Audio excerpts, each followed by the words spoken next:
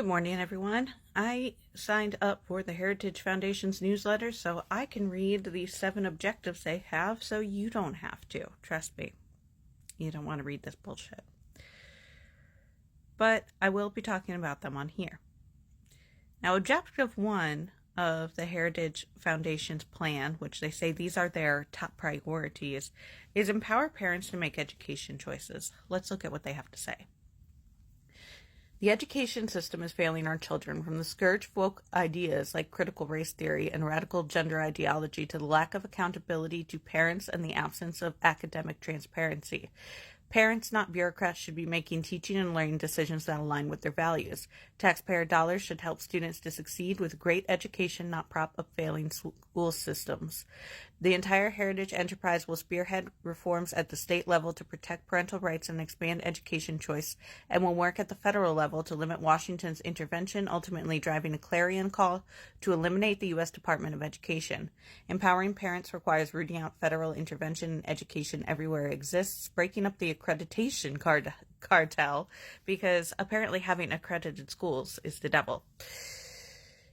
Eliminating the racist ideas of critical race theory and other woke ideology from the classroom, and enabling education choice. However, under any electoral outcome, we will have a divided government beginning in 2023. Therefore, each of the following goals has been created to represent the material progress we must attain to accomplish our vision. So how do they plan to do that? The great thing about the Heritage Foundation, and the only good thing as far as I'm concerned, is they put their plans right out there in the open, so they're going to tell you. Here they say the top 3 ways they're going to do that is they're going to give states more budget authority over federal education funding with fewer strings. So deregulating and giving power back to the states with no strings attached. So those states can use those funds however they want to set up their education programs, which is probably why we're seeing things like Texas implementing Bible study in schools, because it's going to give them the legal challenge to do that. 2, reduce federal intervention in early childhood education by reforming programs such as Head Start. And we all know reform of programs so far, from what we've seen, tends to mean elimination of programs. So they very well might be looking at eliminating a program like Head Start, which, of course, millions of Americans rely on for basic child care. And 3, expanding families' access to homeschooling by reforming 529 savings accounts. And expanding and making permanent DC Opportunity Scholarship Program. So taking the money from the public school system and giving more to homeschooling expenses. It says, additionally, we will create a coalition of scholars, members of Congress, and conservative movement allies to build momentum and call for the phase-out of the U.S. Department of Education to reduce the federal bureaucracy's involvement in education, which we're already seeing come to fruition. We will also encourage the House to pass an appropriations amendment to bar the president from issuing student loan forgiveness, which they say is an effort to get the government out of student loan business altogether. And then they decide to make a wild claim down here that student loan debt has failed to improve college access for lower income Americans and has forced taxpayers to finance leftist agendas of universities across the country.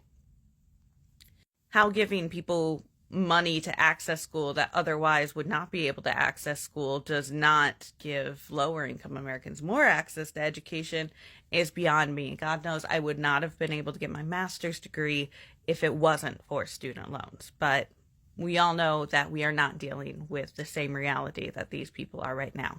They go on here to talk about critical race theory and radical gender ideology and education. Of course, what they define those terms as is very much different than probably the rest of us who actually know what those terms mean define it as.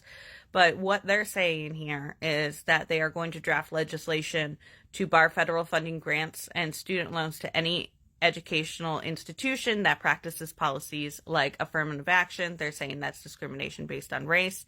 They're also saying they will block regulations that would protect those who are wrongly accused of sexual harassment in our educational institutions. Now, I don't know how many teachers are actually having problems with that, but I am kind of highly suspicious why anyone outside of Matt Gaetz would want a clause that says, hey, if a teacher's accused of sexually harassing someone, because it's usually students at the focus of those cases when they do happen. So if anyone's having sex with their students, we just want to give them some more protections. Odd choice to put in this section, but okay. And of course, they want to block any regulations that would replace the gender binary of male, female, sex in education with one that includes transgender ideology, including working to keep biological men out of women's sports, which has never been a problem until the last couple of years. Strange. And they want to issue congressional hearings to expose the Biden administration's reliance on supposed radical groups to facilitate critical race theory and gender ideology in our schools. And they also say down at the bottom here that they want congressional hearings for those that they think are radical groups that facilitate critical race theory and gender ideology across schools. And this is an idea that you really see a lot in this document. Kind of like the same thing when we saw them calling for congressional hearings to put these generals on trial, the loyalty tests. Well, we're seeing that across the board in many of these different objectives from what I've read, where they basically want to reinstitute the McCarthy era, where if you were a member of the Communist Party, they would drag you out of your home, throw you up in front of Congress, and have a hearing on un-American activities. Well, it sounds like they kind of want to bring that back and want to implement congressional hearings basically to any of their political enemies. Down here at the bottom, they say some things about parental rights that they want, like if teachers are doing a training day, that it has to be posted online. They want their whole curriculum posted online, which is really placing a heavy burden on our teachers, because not only do they have to come up with the entire plan in advance, but then they have to answer to parents who might question, like, why are you having my kid read Fahrenheit 451? I don't want them reading that. And we kind of get to the part that, frankly, I find the craziest. Not that all of this isn't crazy, but this one kind of, threw me when I read it. We will work to eliminate teacher certification requirements in the states. And they're saying since the mid-20th century, or since, the industrial era, that education has been monopolized by people who were certified and college educated to be a teacher. So they want to work with governors and state policymakers on alternative teacher certification that would either give other people routes to becoming a teacher without having to go to college, without having to do these things, or would eliminate the requirement that you have to be certified in anything to be a teacher. And this is really kind of where I felt like, okay, we're getting into some crazy pants territory, because we have those in place for a reason. I mean, imagine if anybody off the street could just start opening a school and saying that, what they teach there, that is good enough to fulfill your child's basic education requirements. There's a reason that teachers go through training on how to teach students. And that doesn't even get into, dealing with students that might have disabilities, dealing with students that might have behavioral issues, dealing with students that, don't fit the mold for traditional education in the first place.